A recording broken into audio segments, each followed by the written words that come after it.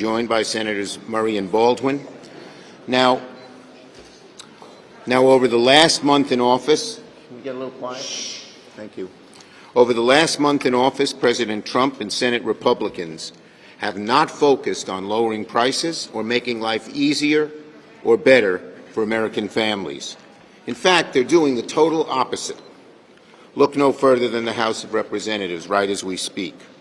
As soon as today, House Republicans are going to attempt to pass a budget resolution that clears the way for one of the most draconian cuts of Medicaid in history. And it will hurt so many people in so many different ways in every corner of America. Why? Why do they want to do this? Why would they want to cut Medicaid? Why would they want to tell a community health center to close? Why would they want to tell a senior in a nursing home you're being kicked out? One reason, it's been their North Star all along, to provide tax cuts for their billionaire club and have the American people, unfortunately and sadly, pay the price. The Republican bill could cut $880 billion in just Medicaid alone, throwing 80 million Americans, kids, veterans, the elderly, to the wolves, just to get their friends big tax cuts. So last week here in the Senate during Vote-A-Rama, we pushed a whole lot of amendments. I pushed an amendment that said we should have no tax breaks for millionaires, and then I pushed another amendment calling for no billionaire tax breaks if even $1 of Medicaid spending was cut. And unfortunately, they were overwhelmingly rejected by the Republicans in the Senate. I'm sure in every state those votes were very unpopular. It could have been the reddest of states. Donald Trump promised to bring down costs on day one. That's what he said. Day one, costs are going down. Prices and inflation continue to rise. His trade war with our allies is making it worse. Grocery prices up, chicken, pork, steak, all up. And while the Republicans are focused on things that either Americans don't like or don't care about, he said the first day he'd bring those costs down. And what did he do on day one? Pardoned insurrectionists, many that went on to commit more crime. He focused on the Gulf of America, annexing Canada, changing the name of mountains. They're distractions. They're good at that. Why? They want to hide their number one goal, tax breaks for the billionaire club, while they destroy Medicaid to do it. Most Americans, of course, want government to be more efficient, cut waste. This is not the way to do it. This is not what Americans want. This is not what Americans deserve. Americans want lower costs, not less air safety personnel and more dangerous skies. They want lower prices, not our veterans starved of resources. And what's being cut? Firings at the Veterans Crisis Line, the 9/11 Survivor Health Program, parks across the country, all for the sake of helping their billionaire friends. In short, Republicans are all focused on the wrong thing at the wrong time. Under Donald Trump's Republican policy, billionaires win, families lose. Patty. On Sunday, the leader of the Republican Party, Elon Musk, tweeted that he thought a government shutdown would be, quote, great. That's one totally out-of-touch billionaire who needs a serious reality check. Elon may never depend on receiving benefits on time, but for everyone else, shutdowns are painful and costly.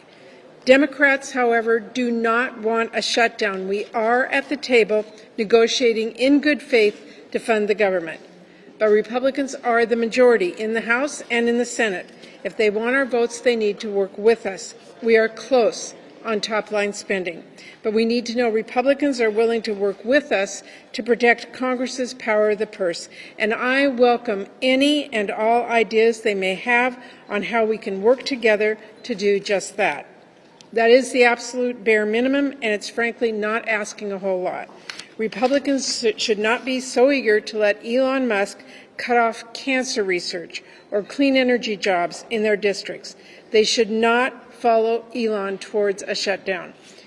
Now, even though March 14th is just around the corner, most Republicans aren't really focused on funding the government. And that's because their number one priority is passing more tax cuts for billionaires. Here in the Senate, as you know, last Friday, just before 5 a.m., Republicans rammed through their pro-billionaire anti-middle-class budget blueprint. Possibly tonight in the House, Republicans are planning to do even worse. And to pass their massive tax giveaway for billionaires, they're going to defund Medicaid, slash veterans benefits, and force kids to go hungry. I want to be clear, the congressional districts with the highest enrollment for Medicaid in my state are represented by Republicans. There's simply no way to realize the trillions in cuts they're calling for without kicking kids and families off Medicaid. They are cutting health care for the children they represent to cut taxes for billionaires, hurting kids, making it so a child can't see a doctor, to give Elon Musk a tax break he doesn't need. If that's the path Republicans want to go down, then I'm going to make sure that everybody knows that. To the American people, now is the time to tune in to C-SPAN. Now's the time to give your Republican congressman an earful. Now's the time to text your family chat group. Now's the time to do everything we possibly can to protect health care for our kids and families. Every American should understand their story, and their voice will make a difference in this fight. Congress needs to hear you. So my advice is get loud. I will be using my voice and my vote to make sure kids can see a doctor, to make sure that kids do not go hungry. I'll be voting no to give billionaires more tax cuts while kicking kids off their health care. Senator Baldwin. 5,373. That is exactly how many phone calls my office received just in the past week from Wisconsinites who don't want President Trump slashing Medicaid, who don't want the world's richest man to rig government so that he can profit even more, who don't want veterans' benefits or services being cut, and who don't want hardworking public servants fired for no reason at all. These are the people who recognize that this is just the tip of the iceberg regarding how Republicans are going to pay for their tax breaks for billionaires. Because at the very center of all these unpopular policies, what binds them all together is Republicans' North Star, a massive tax break for the wealthy and the biggest corporations on the backs of our constituents. Look, we have seen this movie before. Last go around, the Republicans gave tax breaks to the very wealthy. And in my state, one taxpayer, one single company got a bigger tax break than all Wisconsinites combined in the first year of that plan. That company was ExxonMobil. Just think about that. One taxpayer got a bigger tax break than every Wisconsinite put together. This time, the tax break will be bigger, and it will be paid for by taking food from hungry kids, shutting nursing home doors, and ripping health care away from kids and disabled Americans. Their number one target is, of course, Medicaid. No matter what my colleagues use as a policy cover, the end result will be the same. Elderly people will be left without care, vulnerable kids will be left without a doctor to go to, and disabled individuals without the help they need to live healthy and dignified lives. Let me quickly tell you about a Wisconsinite who reached out to me. She's a 60-year-old woman who was diagnosed with stage 4 metastatic breast cancer, and it's metastasized to her brain, lungs, and liver.